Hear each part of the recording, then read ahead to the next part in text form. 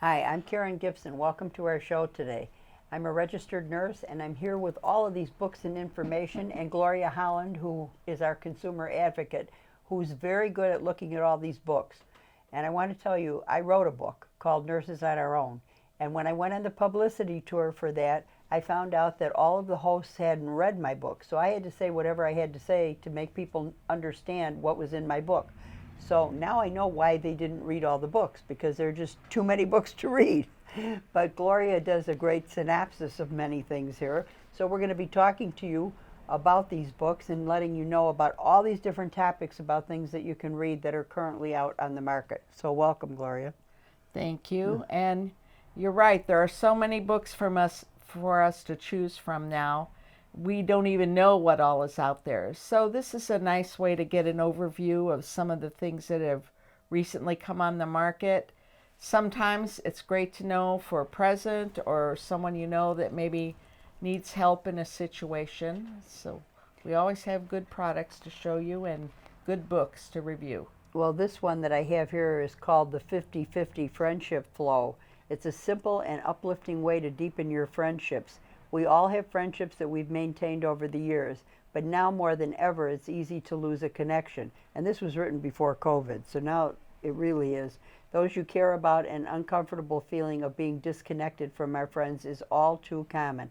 I have a friend, Patty Thies, in New York, and she always sends a note with her emails and everything saying friends are like stars. You don't always see them, but you know they're there, which is a cute thing. The 50/50 Friendship Flow offers a conscious path to maintaining friendships along with an innovative way to deepen them. And they say that it encourages each of us to give one another the gift of time. It reveals the power of sitting down one to one. And so that's a very interesting book and a pretty color on top of it. So, Karon, if I could go ahead. interject, I think I have one that kind of goes along with that. Transform your story. Letting go of the past when it won't let go of you. And this is by Linda A. Olson. And I certainly have friends that can use this. I think we've all undergone so many things in the last year or two. And some people have things that go much further back from that they're just stuck on, and they don't know how to let go of things and get on with the new normal and the way the world is today. And this is about a 45-year journey that this lady took, facing her darkest moments and to living a life now that was beyond anything she could have imagined. And she has tools in here to say how to let go of the past, secrets to getting unstuck, and the power of breakthrough moments, and how to find answers when there are only questions. So I think we all know someone, if not ourselves, that could use that. I know a girl I went to nursing school with who had some very unfortunate things in her life. She was always overweight. Matter of fact, I think they weighed her every day and threatened her to throw her out if she, gained a pound, which they didn't do with the rest of us. I was very thin at the time. I didn't have to worry about that. She got married. Her husband committed suicide. She was in a house fire. She had the surgery for weight loss. Everything was really, really bad. And guess what happened? Everything turned around for her. She went to a dance. She met a guy that's 11 years younger than her. She's traveled with him. Everything has turned around. And I've heard these stories about other people too. There's even somebody on television whose wife divorced him because he was too optimistic. I never heard of that before, but anyway, she did, and he was going to commit suicide. And then he met somebody else, and now he has twins. He's got a wonderful life. So things do change. And I think sometimes we just need help getting beyond that hurdle, that hump. And this might be a good book to look at for those of us that are interested in that. Now, I don't want to change the subject to this, but I do want people to know about this book. This is the diary of a deputy coroner, Donna Franchard.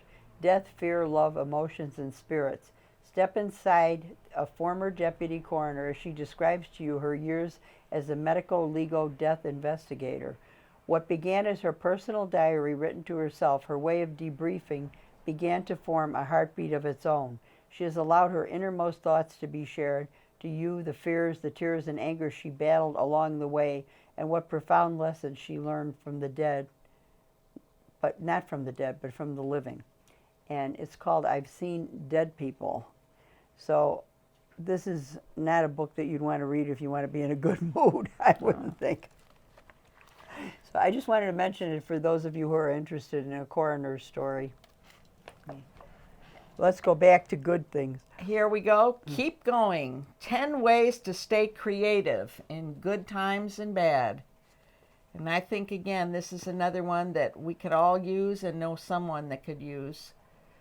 And I got a few quotes in here. This is by Austin Kleon. I made a few notations, and it says, "You never know when a gift made from a single person will turn into a gift for the whole world. Consider how many best-selling stories began their life as bedtime stories for specific children. A. Milne made up Winnie the Pooh for his son Christopher. Christopher Robin Milne. There's even a song about that, Christopher Robin. Astrid Lindgren's bedridden daughter Karen asked her to tell a story about some girl named Pippi Longstocking. C.S. Lewis convinced J.R.R. Tolkien to turn the fantastical stories he told his children into The Hobbit. The list goes on and on. Making gifts puts us in touch with our gifts." And I think that is really appropriate. So this is kind of inspiring. Keep going. And this book, The Miracle-Minded Manager, is a modern-day parable about how to apply A Course in Miracles to business.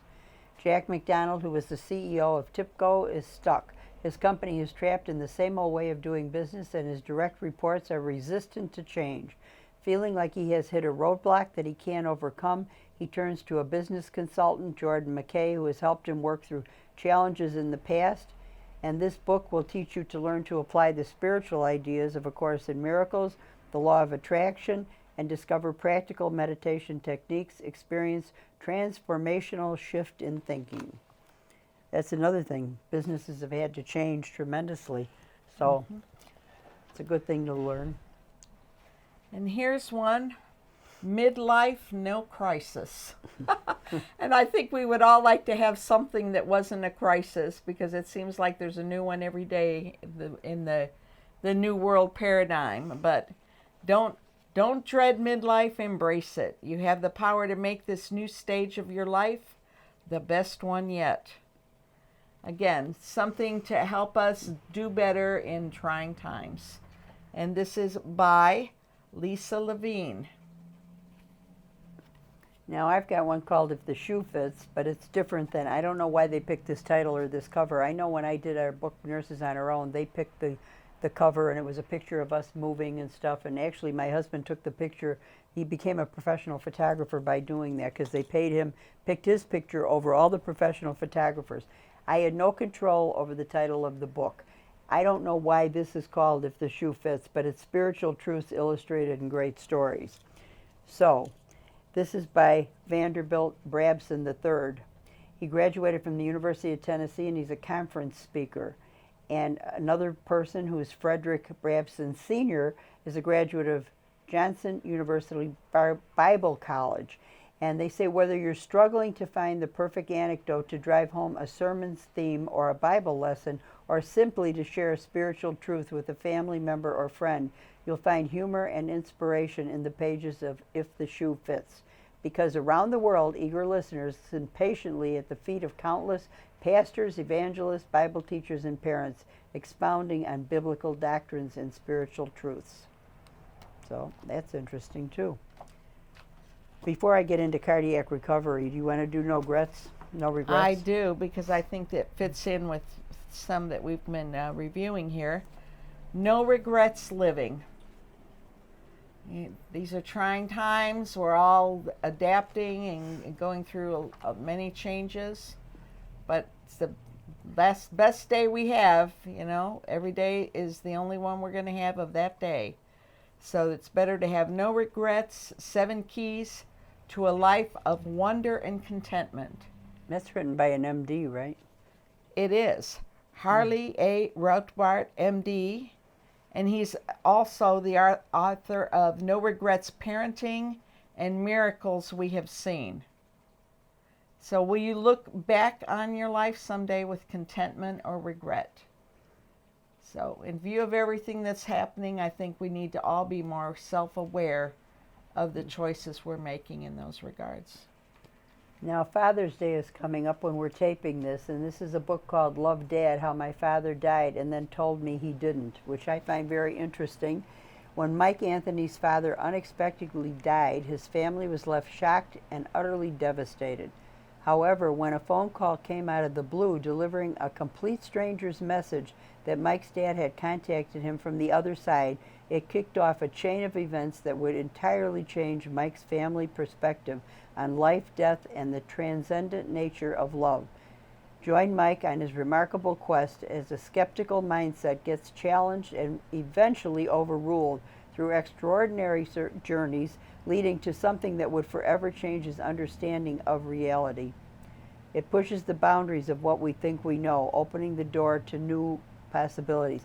You know, this is very interesting to me because when I was in Florida, there was a woman that owned a health food store that told me that if I didn't have the stamina I had, that I would have been dead. And I was 30 years old.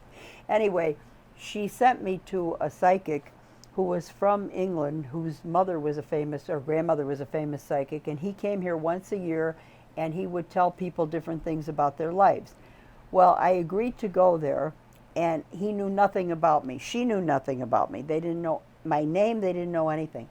He said to me, you know what, I'm going to experience the way each person died before I tell you what they have to say to you from the other side. He was also a concert pianist, by the way. He said, and my husband was there, and he said, if he is a person that doesn't believe in this, have him leave, because that's going to make the difference, which he did do.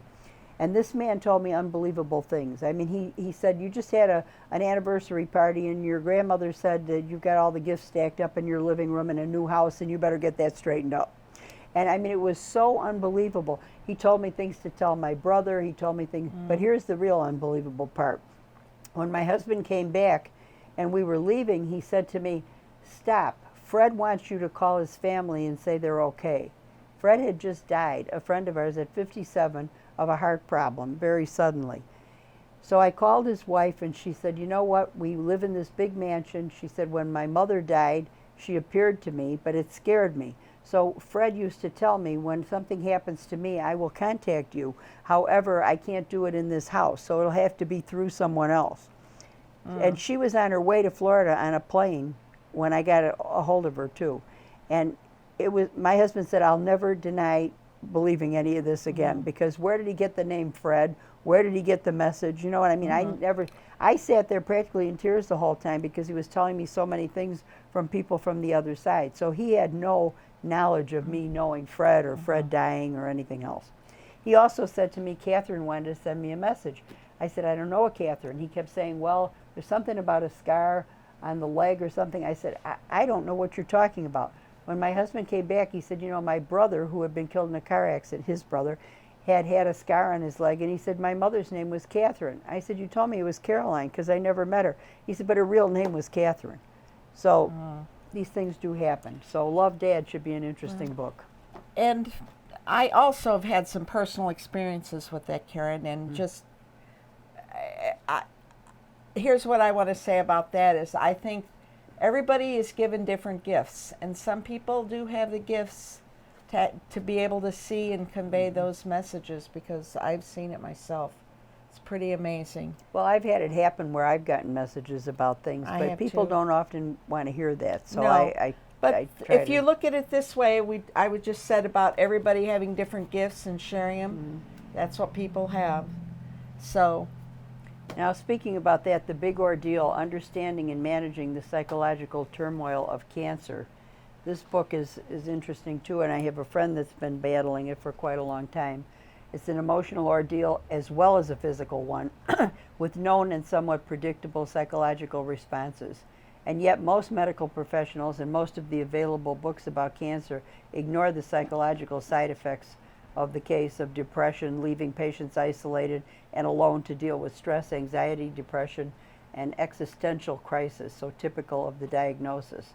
So this would be very helpful to somebody who's going through this, to read and go through different things that they can focus on here. Doctor recommended roadmap fills the gap in cancer treatment by providing real patient stories and medical expertise to support you every step of the way. Coping with cancer is hard. You know, years ago when we started this show, I had a doctor on with me, and I said, I believe everybody has cancer. That's my personal opinion. Not professional opinion, but personal opinion. And it's all in our body's ability to control it, in my opinion. So it shouldn't be the scariest thing you ever hear. You just have to figure out how to cope with it or deal with it. Okay, so let's just mention this Naked Grace here. Okay. We got a lot of books to go through here. A Lifelong Quest. Lucas Kitchen uses wit, humor, brutal honesty, and visual storytelling to invite you along for his lifelong quest for answers. Confusion about the Christian faith plagued every leg of the journey, and clarity was always beyond arm's reach. The search seemed hopeless. He was about to give up when everything changed. The self-deprecating take will resonate with anyone. So there's secrets in this book too. You don't know what it's going to turn out to be. And that is The Naked Grace, A Quest for Clarity. And the author is Lucas. Lives in Texas with his wife and kids. Lucas Kitchen. And here's one that I think we can appreciate. When smart people work for dumb bosses. Oh, yeah. How to survive in a crazy and dysfunctional workplace. And I think that applies to every workplace now. Even if you're one of these people that had to relocate at home and had to adapt to trying to do that with kids and family and other responsibilities that we deal with in the home place. So this, I think, is by McGraw-Hill, and the authors are William London, PhD, and Kathleen London. That's Lundin. Then we've got Exercises for Cardiac Recovery by William Smith, MS, and Keith Burns, MS, and Christopher Volgraff. And a lot of people get very scared after they've had a cardiac event, and they think it's going to change their entire life, and sometimes it does. But there are exercises that can get you fit again.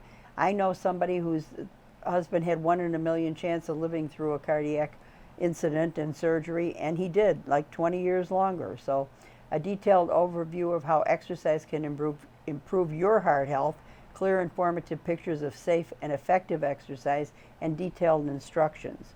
So you might want to read this and the recovery program for a stronger heart. And that feeds right into Diet for Great Sex. They talk about this. You know, people after cardiac events very often think that they can't have sex, and there are times that they can. And this gives you the diet for it. Tells you what you should eat, what you shouldn't eat. You'll unlock the secret to eating for pleasure. You'll learn to nurture vessels that supply blood to our organs and the nerves that command them. So it's interesting. They talk about Chinese leeks, chocolate, cloves, and a variety of different things. So you've got that book. Okay, and then I want to talk about this timeline, which powers muscle cells. It's our uncompromising research has shown that Mitopure revitalizes mitochondria, the power generators inside of our cells. Breakthrough science, amazing tests. And this is a powder. I have not tried this yet. It goes into all different kinds of smoothies and things. And they have some beautiful pictures of some of the things that really look delicious in here. Some smoothies with blueberries and yogurt and roseberry yogurt and things like that. And this is supposed to help the mitochondria in your cells to revive themselves. And they do look like they give you some great things to eat. Okay, we've got that. So what do you have left here? Well, we have a few books here that I think fold into that. Brave New Medicine, a doctor's unconventional path to healing her autoimmune illness. And I've heard more and more people having autoimmune problems, I think, in the last couple years, more than I've ever heard of in the other years of my life. And you can explain that by your body fights itself. Yeah. It recognizes natural things as foreign objects, and it fights your body. And this is Cynthia Lee, MD, which is very good. And here's how to beat autoimmune, 6 keys to reversing your condition and reclaiming your health. So again, there's a lot of help available out there. When people are given that kind of diagnosis, they don't know where to turn, where to start. And there are lots of good books out there. This author is Palmer Kipola. 2 good books to look at for that. And I've got Feeling Forwards, How to Become the Person Who Has the Life You Want. Become the person who has the life you want, Feeling Forward. International author Elizabeth Gold reveals how the secrets of quantum science can be used to harness the incredible power of your emotions to overcome any obstacle. Farewell to your negative habits, release your painful beliefs, and tune into the power of your infinite potential events and dramatic personal upheavals. You know, they used to say that books weren't going to be published anymore because people didn't want to read books or newspapers. But they're finding that people love books to be held in their hands. They really want to not just read everything off of a computer or the internet. So this is an interesting book too. Good Bacteria for Healthy Skin. I like that because we're finding more and more that it says nurturing your skin's microbiome with pre and probiotics for clear and luminous skin. And of course, we've heard more and more that the pre and probiotics, that's half of our immune system is in our gut. And your skin is the largest organ, and when you have problems with your skin, it's showing you internally what's in your gut and other places in your body. That's right. You know, we've talked before in other shows about leaky gut syndrome, everything, and it all goes back to pre and probiotics too, and getting a lot of that stuff healed. Okay, here's another one. Live a life you're truly proud of by elevating your career. And a lot of people are looking at their career in different ways now, whether they're going to go back to work or stay home or whatever. It brilliantly demonstrates how you can design a career in alignment with your interests and talent by discovering what makes you truly happy. This expert illustrates how people from all walks of life and education levels can create a career that is literally a perfect fit, even if you don't know what your passion is. I knew my passion in 4th grade. I said I was going to be a nurse. When did you decide? You know, I was one of these people. I could do many things, I was told, and I took a test to see where I would be best suited, and I did it in a very logical manner. And I decided I would go where I could make some money to make sure I had some security for myself. Mm-hmm. Well, mine was just out of a passion, and because my girlfriend's younger brother was getting beat up one day, and somebody really was hurting him, and I was very young at the time, and I wanted so much to help him, and I thought, well, I'm going to go be a nurse, so when I show up on a scene like this, I can change it. I can take care of somebody. So that's what did it for me. Okay, what do you have left? Anything? Well, let's see. I think we should talk about a couple fun things here in case we run out of time. 100 things to do in Rockford. 100 things to do in Rockford before you die. Mm-hmm. First of all, I like the title. It's a nice sense of humor. And I've been to Rockford. It's not a glamorous kind of town, but it's nice to know that somebody's taking a look and saying, look what's out here. Look what we can do. This is Tamara Gallmond, and she's a writer and an architect currently working in the area, and I know someone that lives in Rockford, so I'm going to pass this on to them. And I know our friend Linda that lives near me said that she lived in Rockford, and there's a lot of good things to do there. I want to just see what one of them are while you talk to the next. All right, well, here is 750 things you should never do. Which I like the title of. If only we had known after we did all of those things, right? But primarily what this book is a list of quotes to kind of inspire you. And here's one by George Burns. Never try to understand females, because by the time you learn to read the girls like a book, your library card's expired. That's like having a photographic memory like I had until it ran out of film. Exactly. Let me see if I have another one here.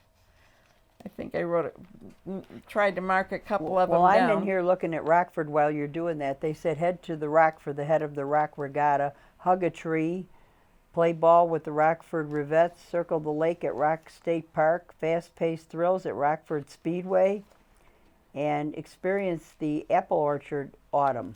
I have done that, actually. Have you? Good. But here's a nice quote here. Never drink in public. You might act like yourself. And I bet you'll never guess that's by Bill Clinton. That's understandable. I don't know if we have any more books, but I want to mention these again, which I've done in a previous show for people who have lactose intolerance and need to be gluten-free. They have these new folio cheese wraps, which you can wrap around something, or you can put in the microwave and crisp them up, or put them in the frying pan or whatever. And it's a way of avoiding bread if you have to avoid bread. Mm-hmm. And they taste very good. They come in different flavors. This particular one is cheddar. This is Jarlsberg. And they're very good. They didn't make it to the studio. I'm sorry. Didn't you say one was gluten-free? They are what was lactose. The other one? And They're both too. lactose and gluten-free, which is a very good thing. And our last book, I think. No, I have one more. Oh, go ahead then. Well, we did this one before. This might be a good last book. Represent, the Woman's Guide to Running for Office and Changing the World. And I like that because I think we see so many things that need to be changed now. They say there'd be less wars. I don't know. And instead of complaining, maybe we need to look at changing the world and stepping up and doing what we can. Does it say what? This is by June Diane Raphael and Kate Black. And I think she tells you what to wear in here too, and to run for office and things like that. Figure out why you want to run, figure the position that makes the most sense. How to write an elevator pitch. I had to do that one time about my book to some screenwriters. If you believe it, you can do it. That's about it. She said she believed she could, so she did it. Lisa Murkowski. Growing your community circle. It tells you all different kinds of things, what to wear, what to do. So from can I do this to yes, I can. So we got through a lot of books here today. One more? Reflexology is the last one. We've mentioned this before. I've been wanting to read it because I've had reflexology and it's really helped. And it's been around for ages. It's not something that's new or different, but they can tell in both your hands and your feet, which you can see on the back here and on the front. It relates to certain organs in your body. When they touch certain things, if there's pain or discomfort, you can tell which things are being bothered, and they can actually massage them to bring circulation to that organ. So it's a very interesting thing to have reflexology, and it's something that many people don't try, but I can say from my experience it did me a lot of good. So well, I think that's similar to other things we covered, iridology and acupuncture. You know, everything in the body is connected is what it comes down to. And I come from traditional medicine, and there's definitely a place for it. I mean, I was an emergency room nurse and a psychiatric nurse and did occupational health. But I'll tell you, I look for natural therapies. Mm-hmm. And whenever you can read up on this or get a natural therapy, give it a try. So thank you, Gloria Holland, for joining us as usual. Thank you. And thank you for joining us. I'm Karon Gibson. I'm a registered nurse, and we'll see you next time. Thank you.